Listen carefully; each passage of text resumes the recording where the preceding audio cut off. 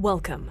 You're listening to the Malcontent News Russia-Ukraine War podcast, the show that cuts through the fog of war and updates you about the ongoing conflict in Ukraine. With your host, Linnea Hubbard. Don't forget to like, comment, and subscribe on Apple Podcasts, Spotify, and Google Podcasts. I'm Linnea Hubbard, and on May 11th, 2023, I had the opportunity to chat with Harley Whitehead, a logistical support volunteer from the UK, about his experiences over the last 15 months in Ukraine. Yeah, so my name's Harley Whitehead, and I'm from the UK, Lancashire, and I'm a volunteer, frontline volunteer in Ukraine, providing logistical support and EOD support to other volunteers and Ukrainian forces. So just to clarify what logistical support means, that's moving things from a source country to Ukraine or to and from different groups within Ukraine? Yeah, so for example, radios is quite a big thing for me. So we provide the radios for the battlefield. So we get them from a supplier. I take them to be encrypted, and then take them myself to the front to make sure they get to the right place. Do you just have a guy who encrypts things? Yeah, so there's a guy. He's like we have one guy in Lviv, and then we've got another guy in Kiev as well. So yeah, it's pretty straightforward operation for them. So yeah, That's we just awesome. hang around the office whilst he does his thing. Oh, so he can do it pretty quickly, just like pop in and get things encrypted? Yeah. I mean, we have to give him some notice, just let him know that we're coming, because he has a normal job as well at the side of doing all that. So and I mean, he does everything for free as a volunteer himself. So Wow. yeah. So my understanding is that you were living in Ukraine prior to the large-scale invasion. Is that right? Yeah, that's right. Yeah, so I was living in Ukraine from 2019.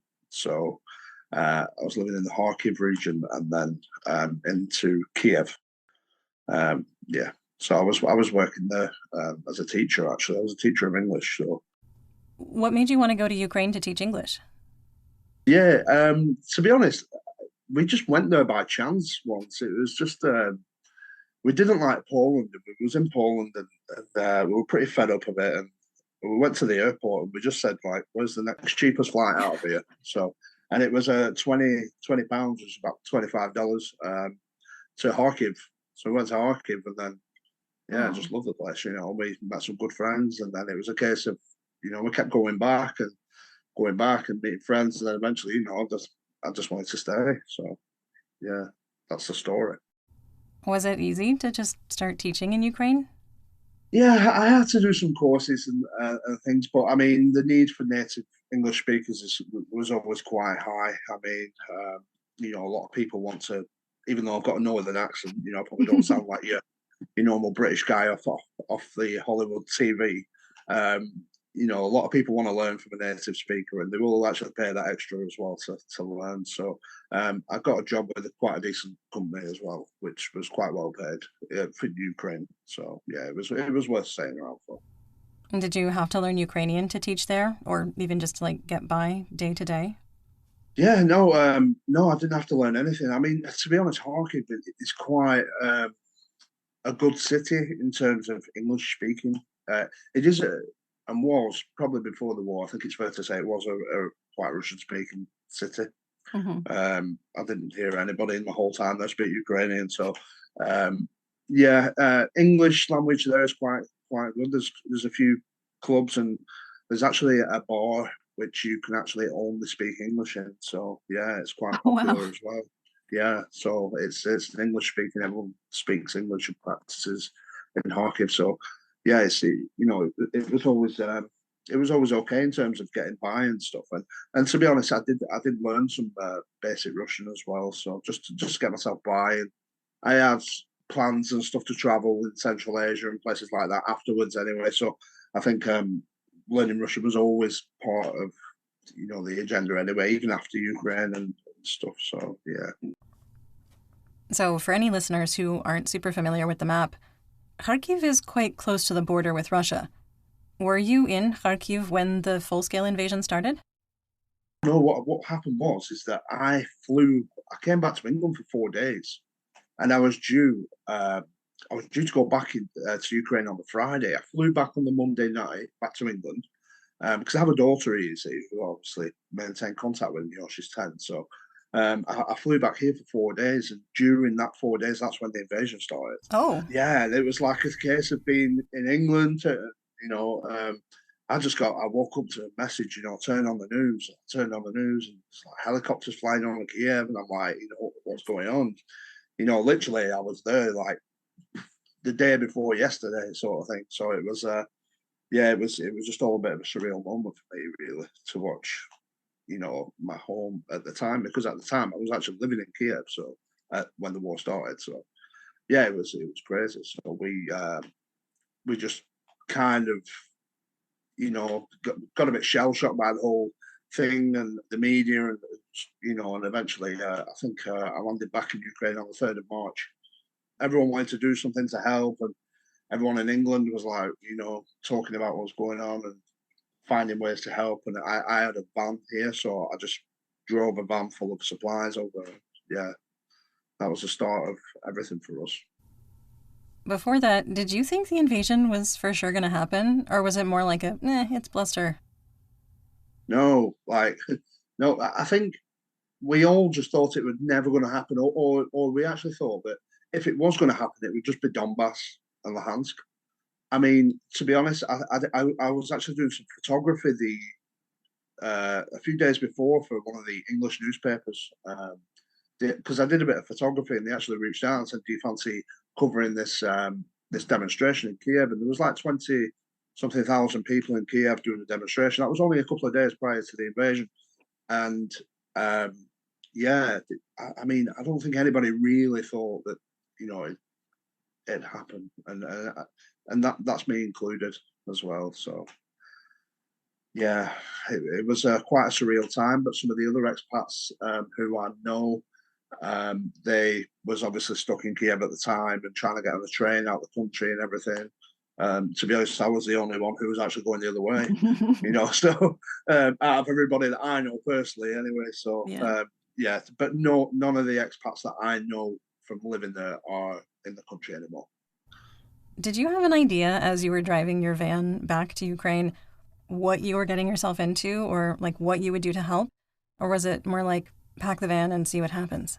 Yeah, it was a case of pack the van and see what happens. And I mean, we kind of just made contacts as we went along. I mean, there was a lot of people obviously who had similar agendas to us and things like that.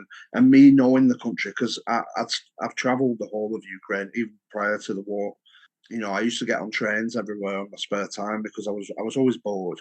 So whenever I did have any spare days or anything, I always jumped on the train, and I was quite well, drilled when it comes to the geography and kind of, you know, the situation of where the hot areas were as well, what's going to happen, sort of thing. So, yeah. As a sort of Russian speaking foreigner, did you experience any issues with that after the large scale invasion?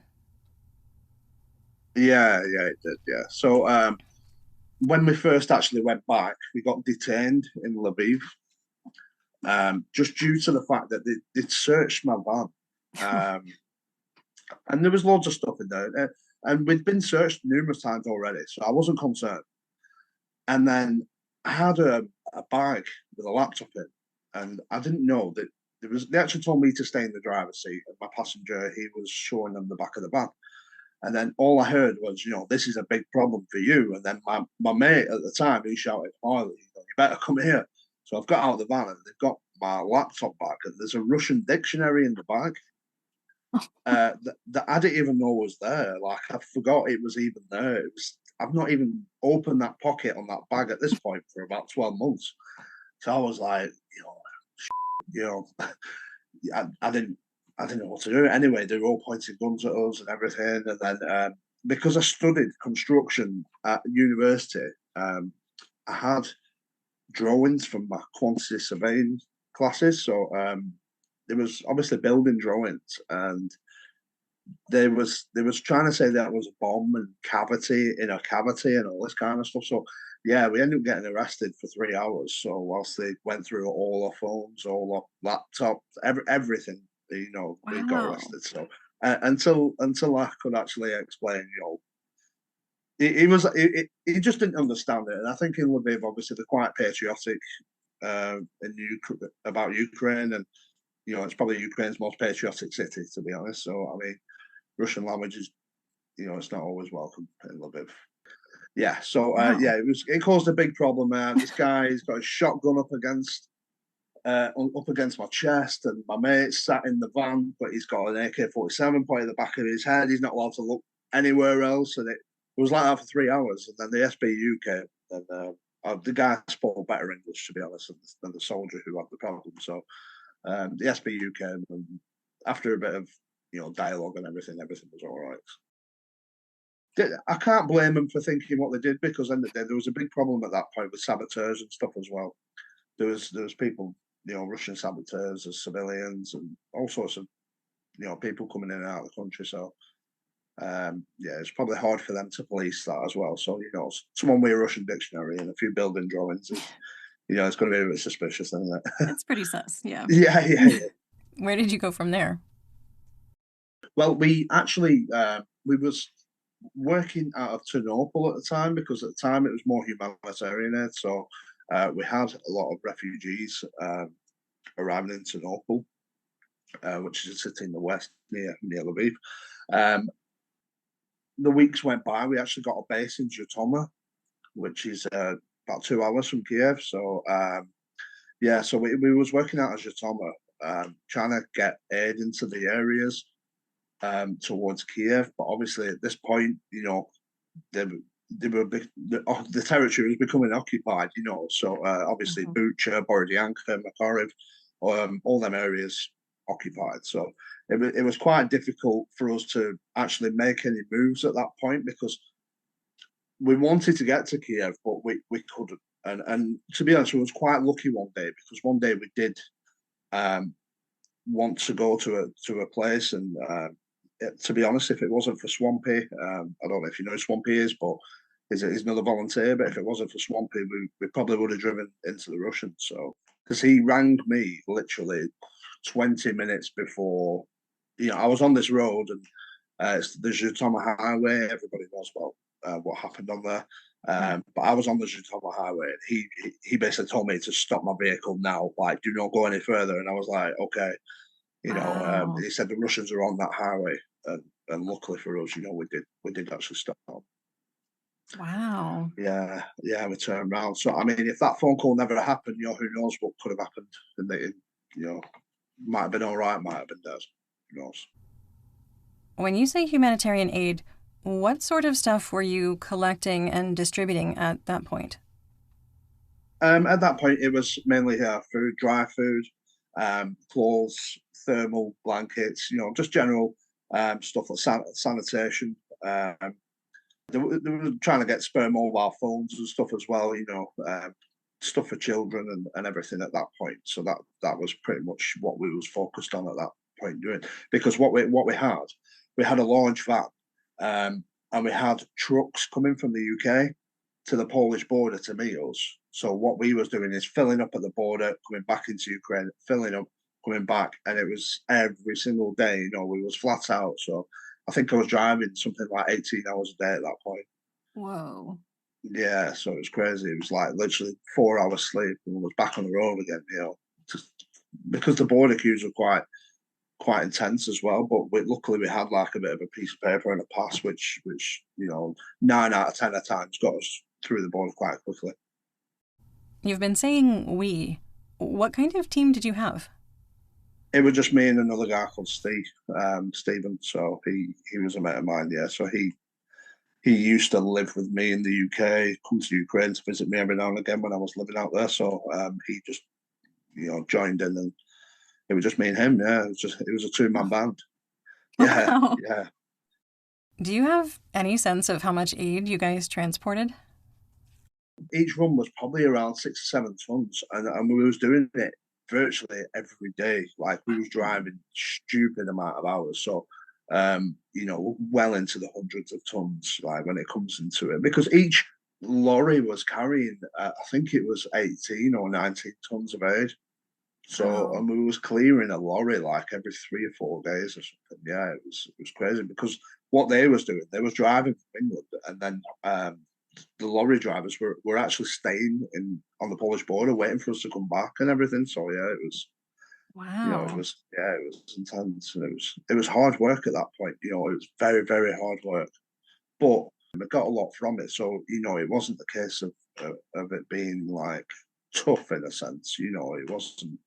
It was just tiredness really. But obviously, once you'd emptied the van and you'd done what you needed to do, everything was just like a big weight off your shoulders. And, you were just ready to go again. So yeah. How risky was that drive? Yeah. To be honest, I thought that at that point, it was all right. Actually, it wasn't too bad. It was anything after Jatoma though. It was at that point. Anything after that was quite risky. There was another time where I was working up in Chernihiv, and that was probably like the most riskiest thing I've ever done, to be honest, in the whole Ukraine. So, yeah, there was a request coming for some generators for a children's hospital, and I had 5 days to get there. Basically, they asked me if I wanted to do it, and I was like, okay. And basically, these children they weren't gonna live. That's the reality of it. I mean, where they was, it was surrounded with no power. I didn't really ask too many questions either, but all I know is that the aid that we had and needed taking was what was going to save their lives. So somebody rang me. I was in England at this point, just having a 2-week break, and was like, can you do this run to Chernihiv? So I was like, when? It's like, now. This is a Sunday night. It's like, well, these kids have basically got till Friday. Yeah, so that was the situation. And these kids have never left this hospital life. They've lived there the whole life. So yeah, I drove to London, picked up a vehicle, and I drove all the way to Chernihiv, basically. But what happened is that when I was in Kiev, I was told this route was fine. Nobody else could do it though, but this route was fine. This route wasn't fine. This route was very much the grey area. So yeah, it was completely the zero line. So when I drove up to Chernihiv, the roads are getting more empty and more empty. And I got to this Ukrainian checkpoint. There was like, you can't go any further. The Russians are that way. So I'm like, I just drove from England. I understood, but at the same time, I was like, I'm here. I'm half an hour away from where I need to be, and they couldn't really understand what I was doing either. Like, no one really spoke English. Yeah. So I give them my passport, and I took my license plates off the vehicle, and I just drove, and I drove into the area which was supposed to be occupied, but it wasn't. It was just like driving into a ghost town. There was nobody there. Like where they said the Russians were, there was nobody there. I was just driving into a town that was just deserted completely. And then when I got to this hospital, I could see people peeking through the windows, when I pulled up, and they was all like, "What are you doing here?" sort of thing. And they was like, come in. And I was like, no, I just dropped the kit off, and I said, I need to go, whilst it's quiet. And yeah, so I went, and we started getting shelled on the way out, actually. So it's been spotted by a drone. Yeah, so that was quite intense. It was just a case of just getting your foot down and keep driving. So the actual vehicle that we've used has still got all the marks from all the shelling and all the holes in the back of the van. Yeah, from the shelling. So yeah, that's here in England now. That's quite the souvenir. Yeah, it was quite intense. I mean, to be honest, I was just bothered about the tires exploding. Piece of shrapnel hitting the tires, which luckily it never happened. But we managed to get out of there. And the Ukrainians were like, I went back to the checkpoint, got my passport. They was all like, "What's going on? Where did you go?" Like, because even then, I think the communication was really bad at that point. No one was communicating. I think they thought there was Russians there, and there wasn't.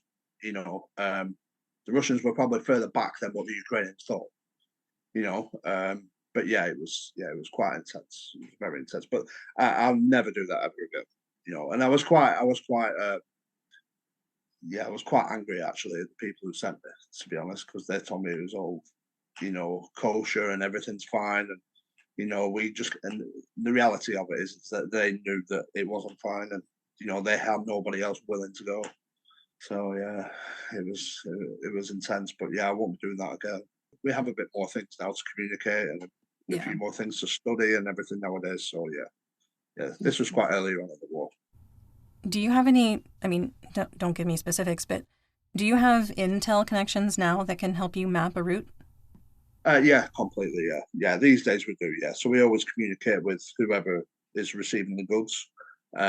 We go through and study every single route now, and also times of day is quite important as well.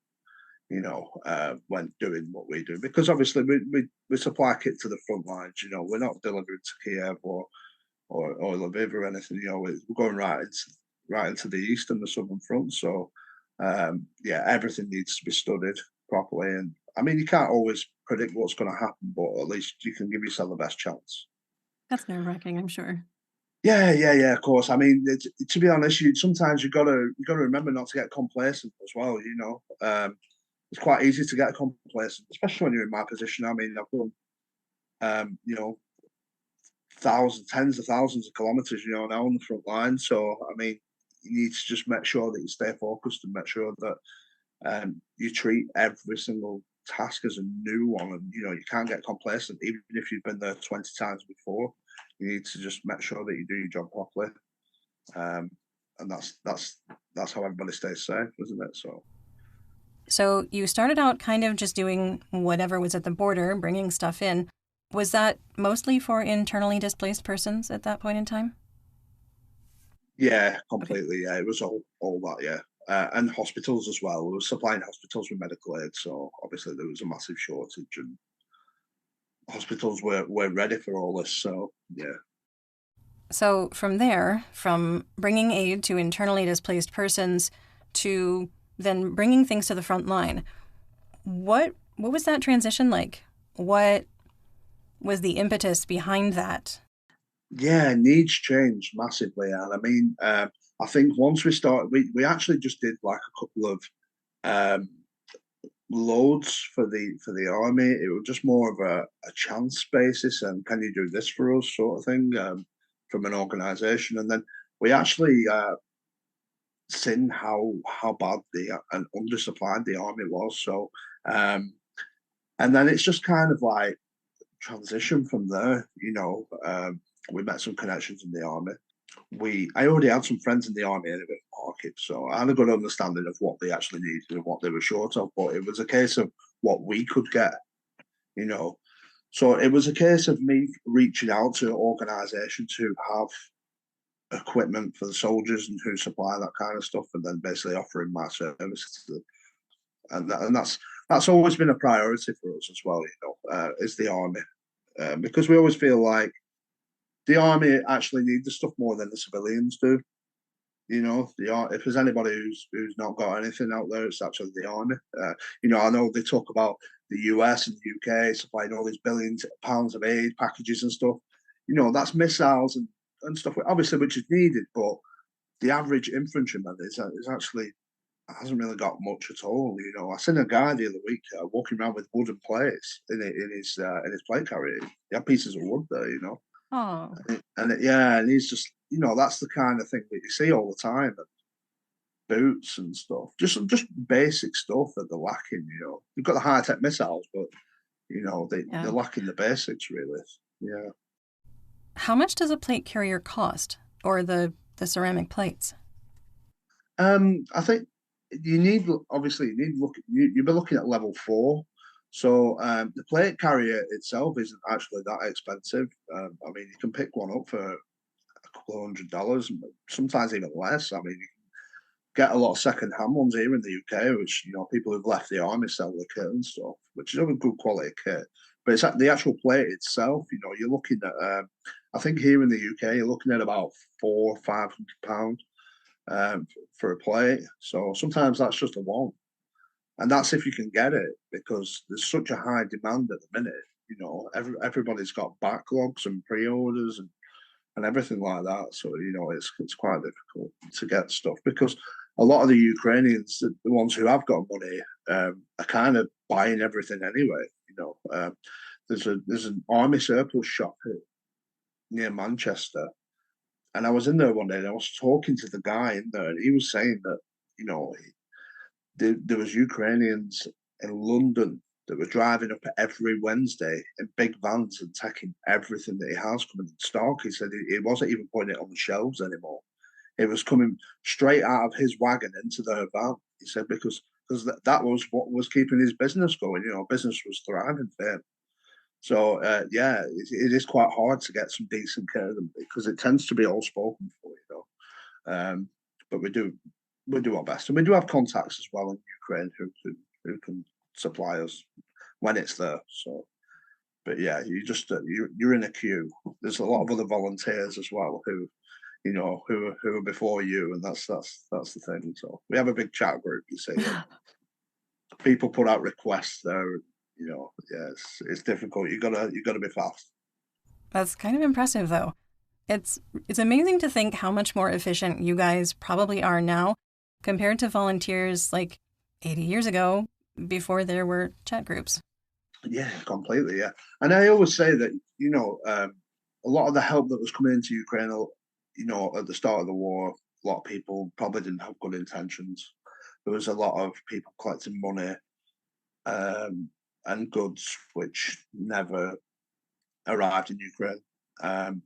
There's still bits of that going on, but I mean, we are very quick now to spot this sort of thing, and you tend to find now the people with good intentions are the people who are still doing it.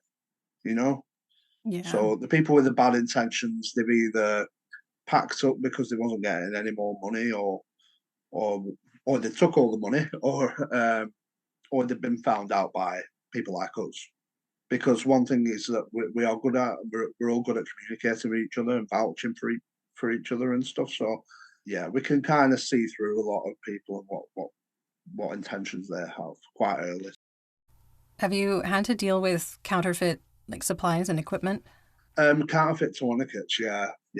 There's a lot of fakes going around. So Chinese made fakes, and some of them are actually quite good copies, and until you use it, and then it'll just kind of fall to look at. You'd think, yeah, that's the real deal, but but even me, I'm not really well schooled on how to spot a fake. So if I do come across any more tourniquets or anything, which I've not actually had any for a while, I'll probably send them to Becca.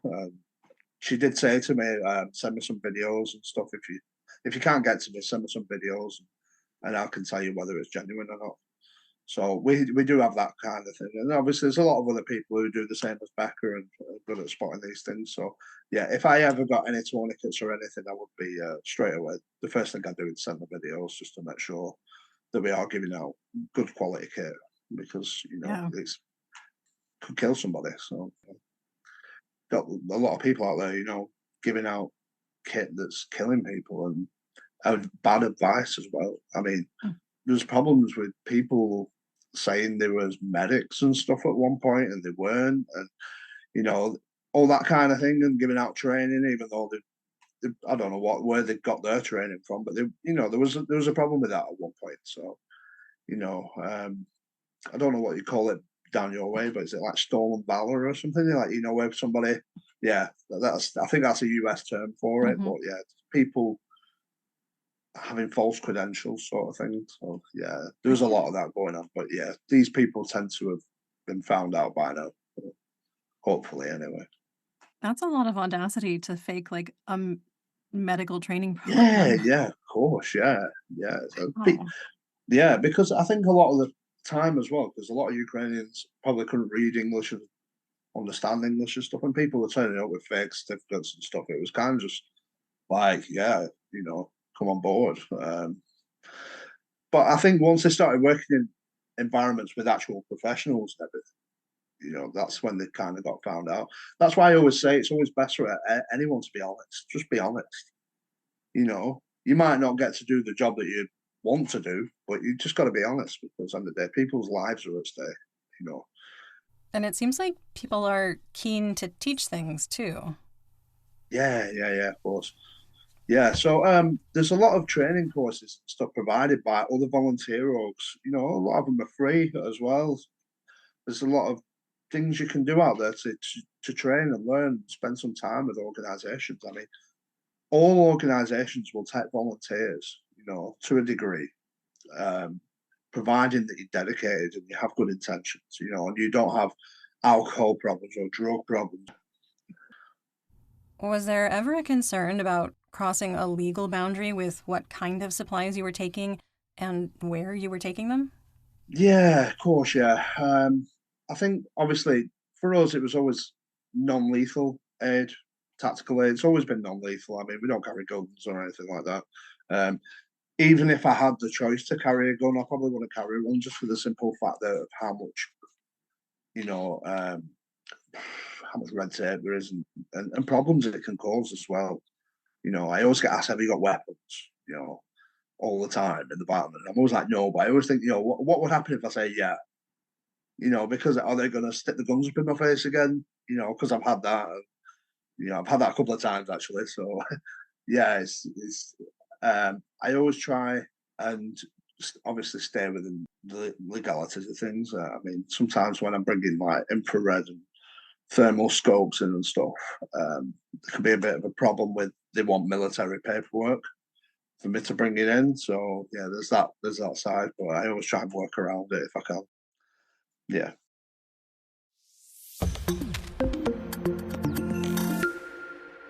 And that's it for part 1. Part 2 will be published in the coming week. Until then, stay safe, everyone. You've been listening to the Malcontent News Russia-Ukraine War podcast. To help keep us independent, please consider providing financial support by becoming a patron. Want on-demand news in your hand? Download the Google News app and make Malcontent News one of your favorites to receive breaking news updates. Thank you for listening.